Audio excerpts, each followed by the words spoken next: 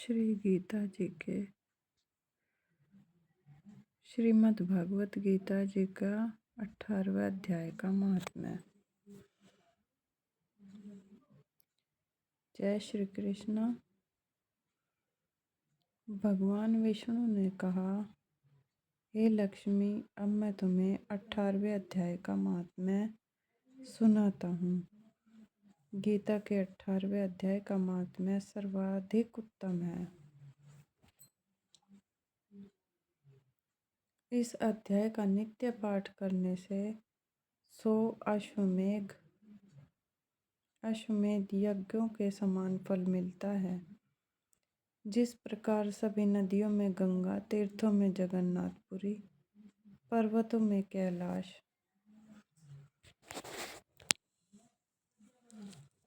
ऋषियों में नारद तथा गायों में कामधेनु को श्रेष्ठ माना गया है, उसी प्रकार गीता का यह 18वां अध्याय श्रेष्ठ है। अब मैं तुम्हें इस अध्याय का महात्म्य विस्तार से बताता हूँ। देवलोक में सुमेरु पर्वत पर देवराज इंद्र अपने सिंहासन पर विराजमान होकर अप्सराओं के नृत्य से आनंदित हो रहे थे।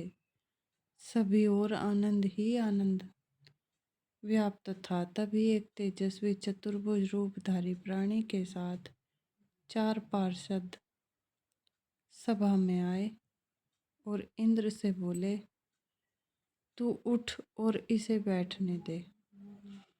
उनके यह वचन सुनकर इंद्र ने उस प्राणी को प्रणाम किया और आसन छोड़कर खड़े हो गए। वह तेजस्वी चतुर्भुज रूपधारी प्राणी इंद्र के सिंहासन पर विराजमान हो गया। राजा इंद्र काफी विस्मित और आश्चर्यचकित थे। उन्होंने अपने गुरु बृहस्पति से प्रश्न किया, हे गुरुवर, तुम तो अंतर्यामी हो। इसने ऐसा कौन सा पुण्य किया है जो इसे इंद्रासन पर बैठने का अधिकार प्राप्त हुआ है? बृहस्पति ने कहा, मेरे विचार से इसने कोई पुण्य व्रत या यज्ञदान नहीं किया।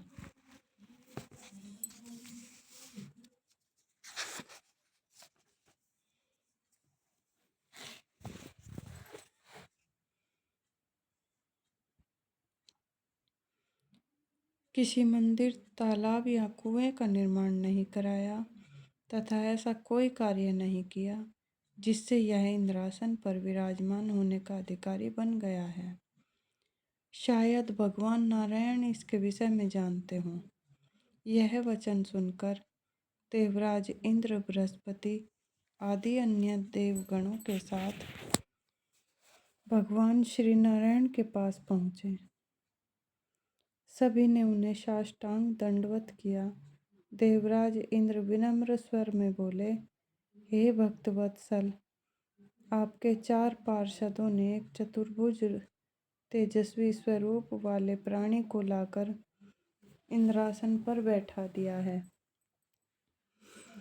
हम नहीं जानते कि उसने ऐसा कौन सा पुण्य किया है जो उसे इंद्रासन पर बैठने का अधिकार मिल गया है। मैंने कई अश्वमेध यज्ञ किए हैं, तभी इंद्रासन पर बैठने का अधिकार प्राप्त हुआ है। लेकिन उसने तो एक भी यज्ञ नहीं किया, फिर भी इंद्रासन पर बैठने का अधिकारी हो गया है। मुझे बड़ा आश्चर्य हो रहा है।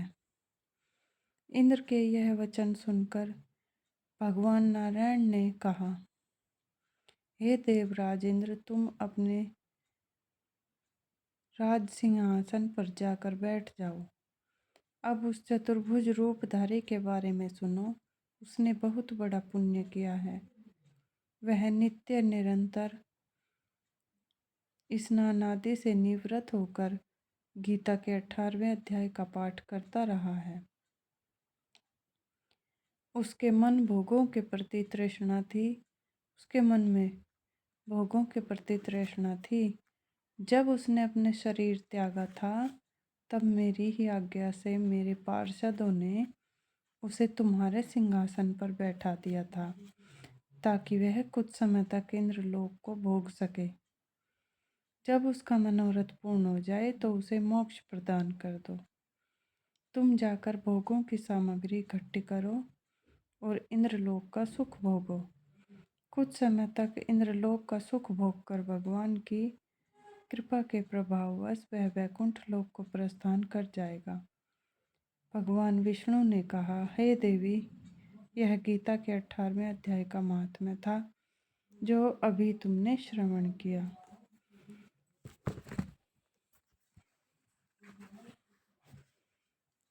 जय श्री कृष्ण।